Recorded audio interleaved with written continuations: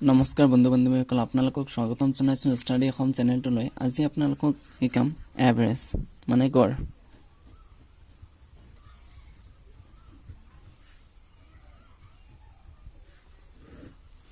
আপুনি যদি এভাৰেজৰ এইটোও নাজানে তেনেহ'লে এই ভিডিঅ'টো চাওক, আৰু এই ভিডিঅ'টো চোৱাৰ পিছত আপোনালোকে এভাৰেজৰ সকলো কনচেপ্ট ক্লিয়াৰ হৈ যাব আৰু আপোনালোকে এভাৰেজক অতি সোনকালে কৰিব পাৰিব।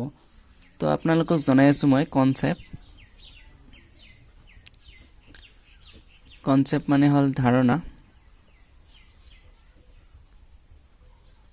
কনসেপ্ট শিকাম আৰু তিনিটা বেসিক ট্ৰিক শিকাম। তাৰ পিছত ইয়াৰ পিছত যেটো ভিডিঅ' দিম তাতে আপোনাৰ প্ৰবলেম বেস অন এক আৰু এৰৰ ডিটেকশন আৰু কনজিকিউটিভ নাম্বাৰ কিছুমান ডাটা দিয়া থাকিব। আমি সেই ডাটা বিলাকক যোগ কৰিম আৰু তাতে কিমানটা ডাটা দিছে সেইটো দি আমি হৰণ কৰিম। হৰণ কৰিলে আমি এভাৰেজটো পাই যাম।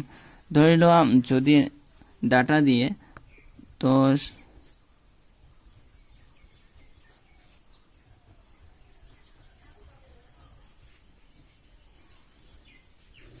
ইয়াত কিমানটো আছে 1 2 3 4 চাৰিটা ডাটা দিছে। তো চাৰিটা ডাটা আমি যোগ কৰিম, কিমান হ'ব 10 আৰ 15 25 25 50 আৰ 80 80 আৰু কিমান ডাটা আছে 4। তো 4 দি যদি আমি 80 হৰণ কৰো কিমান হ'ব 20। তো ইয়াৰ এভাৰেজ কিমান 20। এইটোকে এভাৰেজ কোৱা হয়। এভাৰেজ মানে হল যে কোনো এটা যদি আমি এনে কিবা কথাত কওঁ তেনে ধৰি লও এজন মানুহে 4 দিন দৌৰিলে। প্ৰথম দিনা 2 কিলোমিটাৰ, তৃতীয় দিনা 3 কিলোমিটাৰ, চতুৰ্থ দিনা 5 কিলোমিটাৰ আৰু পঞ্চম দিনা 2 কিলোমিটাৰ। তো আমি সকলোবিলাক যোগ কৰিম। কিমান দিন দৌৰিছিল 4 দিনত। তো 4 দিনত দৌৰাৰ পিছত মানুহজনে কিমান কিলোমিটাৰ দৌৰিছে 3 দিয়ে 5 10 আৰু 2 12 12 কিলোমিটাৰ। কিমান দিনত দৌৰিছিল 4 দিনত। তো 4 দি আমি যেতিয়া 12 কাটিম বা হৰণ কৰিম তেতিয়া আমি পাম 3। তো মানুহজন এভাৰেজ কিমান দৌৰিছিলে 3 কিলোমিটাৰ। এভাৰেজ মানে হল এটা গড়ে, মানে গড়ে মানুহজন কিমান কিলোমিটাৰ দৌৰে। যদি মানুহজনক সোধা হয় যে আপুনি ৰাতিপুৱা কিমান কিলোমিটাৰ, তো গড়ে ক'বলৈ হলে সেই কিমান দিন দৌৰিছে কিমান ঘণ্টাকে এইটো দি আমি যোগ কৰিম। তাৰ পিছত কিমান দিন দৌৰিছে এইটো দি হৰণ কৰিলে আমি এভাৰেজটো পাই যাম। এভাৰেজটো ইয়াৰ মাজৰে যিকোনো এটা সংখ্যা হ'ব। তো আপোনালোকে বুজি পালে নহয় এভাৰেজ মানে কি। মই আৰু এটা উদাহৰণ দি বুজাইছো। ধৰি লওক এইটো এটা ৰাস্তা, ইয়াত তিনিটা ৰাস্তা আছে। এখন গাঁৱলৈ যাবলৈ তিনিটা ৰাস্তা আছে। ইয়াতে গাঁওখন আছে।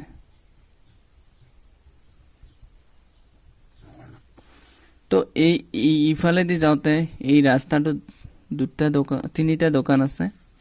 এইটো ৰাস্তা দি গ'লে তাতে আমি দুটা দোকান পাওঁ আৰু এইটো ৰাস্তা দি গ'লে আমি তাতে চাৰিটা দোকান পাওঁ। তো আমাক যদি কোনোবাই কয় যে আপোনালোকৰ গাঁৱৰ তিনিটা ৰাস্তা আছে, সেই ৰাস্তা তিনিটা দি যাওঁতে আপোনাৰ গাঁৱত কিমান এভাৰেজ কিমান দোকান আছে।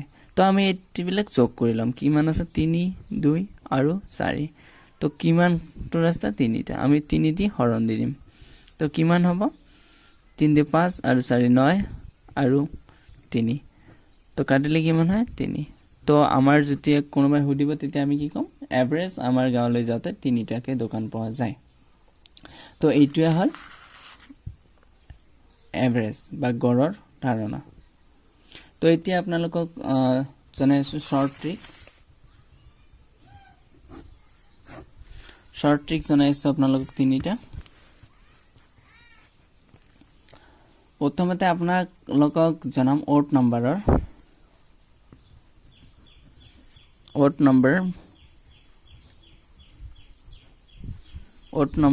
Short trick.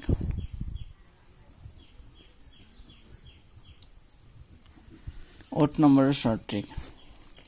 নম্বৰ মানে হল বিজোড় সংখ্যা। অড নম্বৰবোৰ মানে হল বিজোড় সংখ্যা which is not divisible by 2।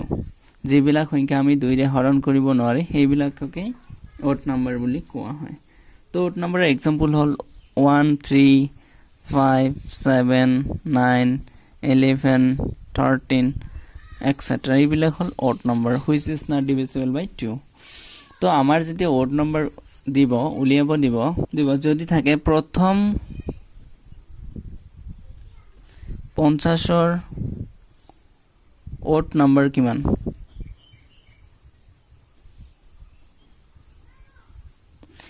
Odd নাম্বাৰৰ ক্ষেত্ৰত আপোনালোকে মনত ৰাখিব যেতিয়া অড নাম্বাৰ উলিয়াব দিব আপোনালোকক যিটো কোৱেশ্চনত সুধিব সেইটো আপোনাৰ উত্তৰ তো ইয়াৰ অড নাম্বাৰ কিমান হ'ব 50 অড নাম্বাৰৰ ক্ষেত্ৰত যিকোনো আহিব পাৰে যদি আহে ফাৰ্স্ট এন অড নাম্বাৰ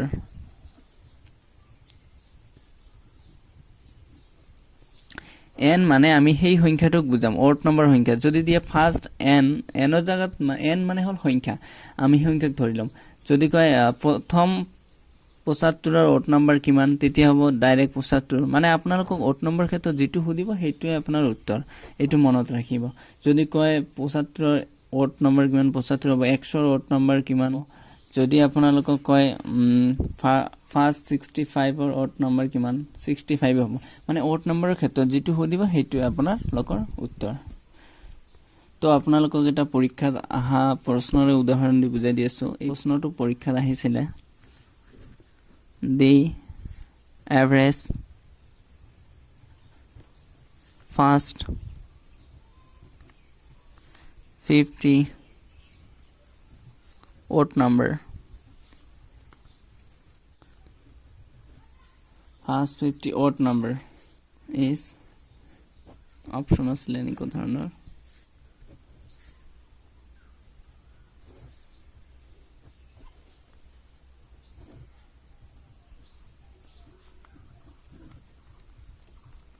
তো আপোনালোকে ইয়াৰ উত্তৰ কোনটো হ'ব আপোনালোকে জানে যেতিয়া অড নাম্বাৰ থাকিব আপোনালোকক যেটো সুধিব সেইটোৱে আপোনালোকৰ উত্তৰ তো ইয়াত কিমানৰ অড নাম্বাৰ সুধিছে 50 উত্তৰ হ'ব এই নাম্বাৰটো the average first 50 odd number is 50 odd number ক্ষেত্ৰত যেটোৱে আপোনালোকৰ কোৱেশ্চনত সুধিব সেইটোৱে হ'ব যদি আপোনাৰ 19 সুধে তেনেহলে 19 এ হ'ব তো এতিয়া আপোনালোকক দেখাই আছো ইভেন নাম্বাৰ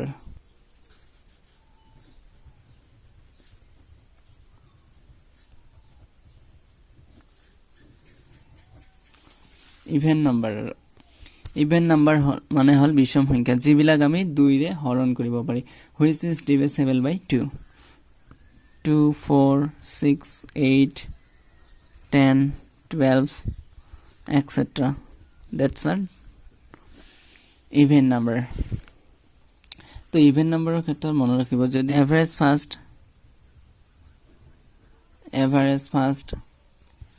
50 even number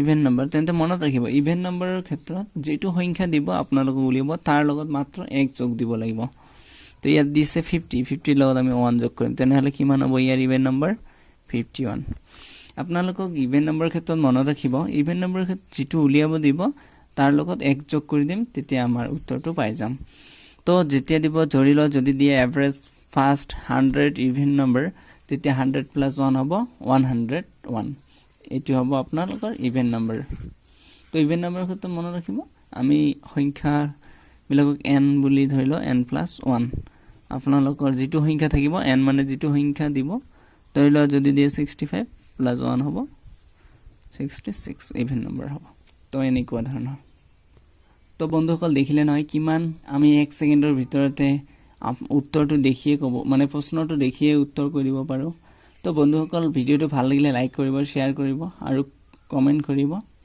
তো বন্ধুসকল এতিয়া আপোনালোকক জনাই আছো প্ৰাকৃতিক সংখ্যা natural number average of natural number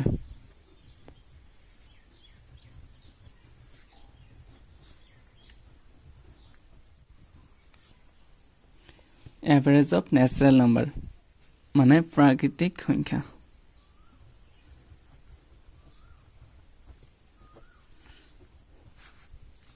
তো প্ৰাকৃতিক সংখ্যা কোনবিলাক সকলোবোৰ নম্বৰে হল প্ৰাকৃতিক নম্বৰ তো প্ৰাকৃতিক নম্বৰ 1 2 3 4 5 6 7 etc এই নম্বৰ সমূহক এনেৰে আমি এভাৰেজ যেতিয়া ওলাম ন্যাচাৰাল নম্বৰ তেতিয়া আমি যেটো সংখ্যা থাকিব তাৰ লগত 1 যোগ কৰি দিম তাৰ পিছত 2 ৰে আমি হৰণ কৰি দিম n+1/2 যদি দিয়ে n সংখ্যাটো 50 আমি 1 যোগ কৰি দিম আৰু 2 ৰে হৰণ কৰি দিম তেনে কি বানাব 51/2 তো কাটিলে কি হৰণ কৰিলে কি মানে 2 2 গুণ 4 5 2 25 50 পইণ্ট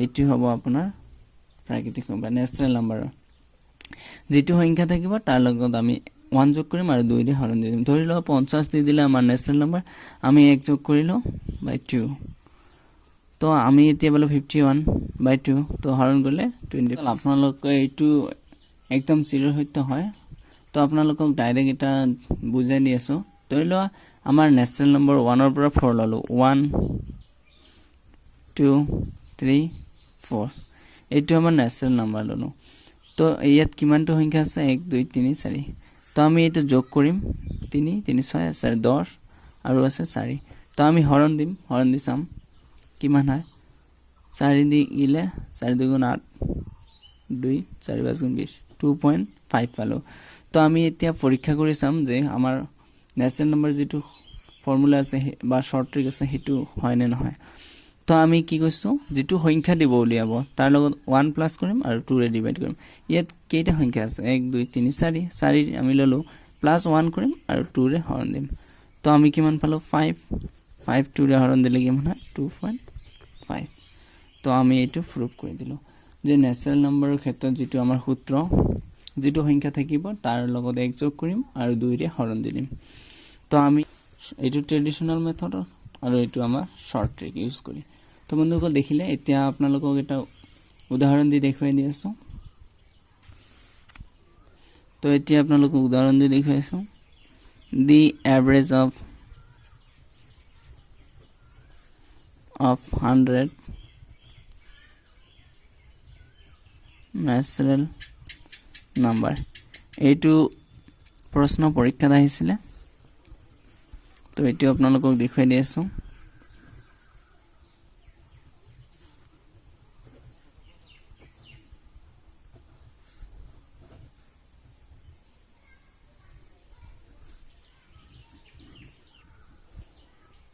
তো আপোনালোকৰ সূত্ৰ তো মনতে আছে যেটো সংখ্যা উলিয়াব দিব তাৰ লগত 1 যোগ কৰিম আৰু 2 ৰে হৰণ কৰিম তো ইয়াত 100 দি আছে আমি 1 যোগ কৰিম 101 আমি 2 ৰে হৰণ কৰি দিম 2 ৰে হৰণ কৰিলে কিমান আছে 100 তাৰ পিছত 1 থাকিল পইণ্ট 0 হ'ব 2 5 গুণ 10 5150